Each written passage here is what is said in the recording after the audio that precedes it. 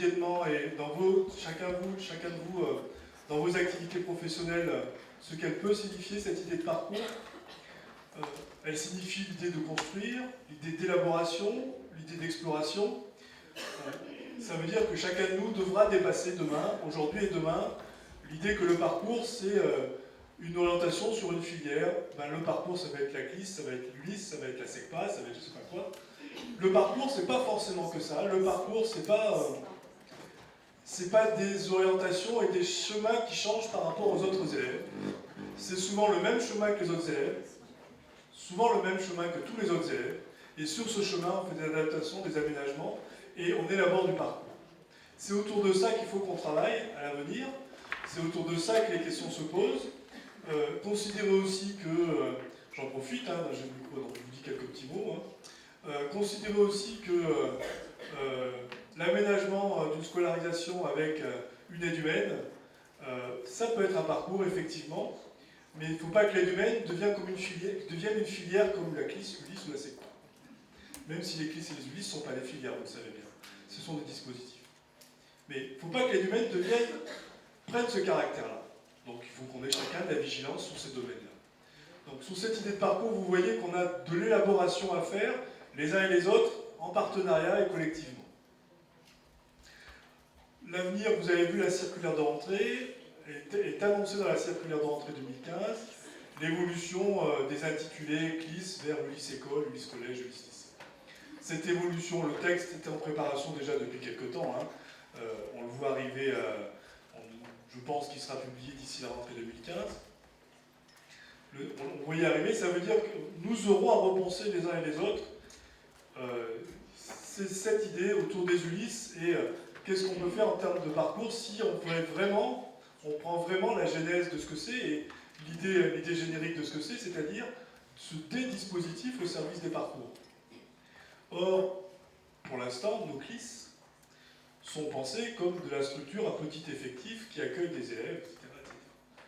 On aura sans doute des élaborations à faire, individuellement et collectivement, pour reconsidérer ces dispositifs-là. Voilà, je voulais simplement ouvrir deux petites minutes sur ces idées-là, lancer la journée en vous remerciant du nombre et de l'intérêt que vous portez au travail qu'on fait maintenant, presque rituellement. On est en train de ritualiser tout ça. Alors, je ne sais pas si l'année prochaine, Serge vous disait, je ne sais pas si l'année prochaine on aura cette place pour accueillir tout le monde. En tout cas, l'accueil ici est toujours agréable, donc on verra la suite. Je vous remercie, j'espère qu'on va passer, et je sais que vous allez passer une bonne journée de travail, d'échange, et puis d'enrichissement personnel. Serge, à toi. Merci Karim. Bonjour à tous et à toutes. Bienvenue au nom de l'École supérieure du professorat de l'éducation et de l'Université Blaise Pascal. Effectivement, une collaboration depuis 3 ans. Votre présence montre qu'elle fonctionne bien. On a l'occasion comme ça de mutualiser la logique universitaire de formation et puis la formation personnelle, des personnels. Dans la salle, vous êtes parents, enseignants spécialisés, professionnels de l'accompagnement, professionnels du soin, étudiants en formation. Ça n'est pas un hasard, c'est le choix aussi du master. On est convaincu que personne ne pourra seul construire l'école inclusive. À un moment, on a pu croire que l'école inclusive, c'était la classe toute seule, toujours, tout le temps, par l'enseignant ordinaire.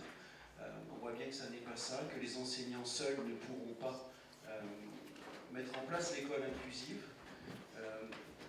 Après, la difficulté de ce genre de rencontre, c'est qu'on prêche souvent des convaincus, puisqu'il n'y a pas beaucoup de personnel non spécialisé dans la salle.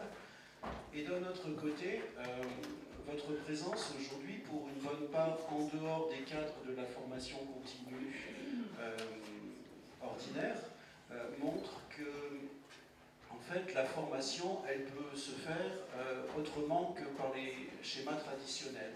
Et on pense vraiment que les personnes spécialisées, quel que soit leur statut, mais les personnes qui se spécialisent sur la question du handicap et du besoin particulier, vont pouvoir, dans les écoles, devenir des personnes ressources et des moteurs du changement.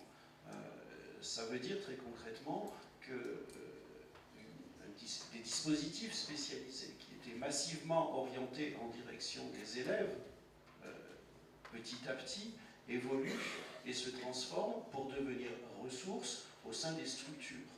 On passe quand même beaucoup de temps dans les écoles pour s'apercevoir que les publics que l'on doit maintenant accueillir dans un cadre ordinaire ont des besoins qui dépassent largement ce qui peut se faire dans une classe ordinaire. Donc il va bien falloir transformer les structures, les dispositifs, l'organisation pour que chacun puisse faire son travail. C'est bien l'objet du colloque de cette année. Travailler ensemble au service de l'école inclusive. J'ai l'habitude de dire que la classe ne peut pas être inclusive si l'école ne l'est pas.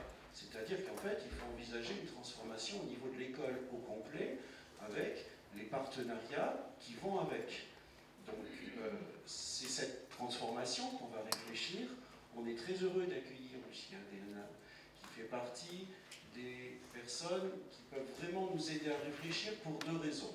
D'abord, parce qu'elle a travaillé la question de l'école inclusive depuis quelques années, elle et dans les réseaux de personnes que vous connaissez beaucoup, j'en suis sûr, Éric Plaisance, Charles Gardou, Serge Bersolt, qui était venu ici faire une conférence il y a 2 ans. Donc voilà, il y a quelques personnes dans le monde qui ont fait partie de ceux qui ont pensé l'école inclusive en tant que projet. Et donc, à ce titre, je crois que ta contribution nous sera précieuse. Et par ailleurs, Lucia, et elle nous expliquera ce parcours historique, peut nous faire part de l'expérience italienne. Et beaucoup d'entre vous le savent aussi, l'expérience italienne, depuis les années 70, nous inspire et a permis, je pense, pour une part, les choix d'orientation de l'école française, même si on n'est pas allé aussi loin que vous dans les dispositifs et dans la désinstitutionnalisation. Donc, merci Lucia d'avoir accepté de venir et de nous aider.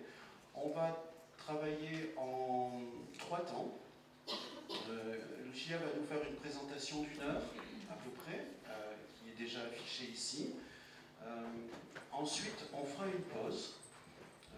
Pour moi, c'est un temps de travail, parce que c'est l'occasion aussi de se rencontrer de manière conviviale à côté autour d'un café et de quelques gâteaux, de rencontrer aussi les intervenants de ce matin et de cet après-midi qui sont présents, que les étudiants, nos étudiants du master rencontrent aussi les professionnels en exercice, donc n'hésitez pas à parler à d'autres personnes qu'à vos amis. Et le 3e temps, donc après tu auras une autre petite présentation, c'est ça, et des échanges avec la salle. On va essayer d'enregistrer un maximum de ces échanges, parce qu'ils peuvent être aussi moteurs de formation. Merci à Bruno Mastelone d'avoir accepté et pris le temps de filmer l'ensemble de cette journée. Ce qui suppose que tout le monde parle bien dans le micro, sinon ça ne sert à rien. Voilà. Est-ce qu'il y a des questions matérielles, techniques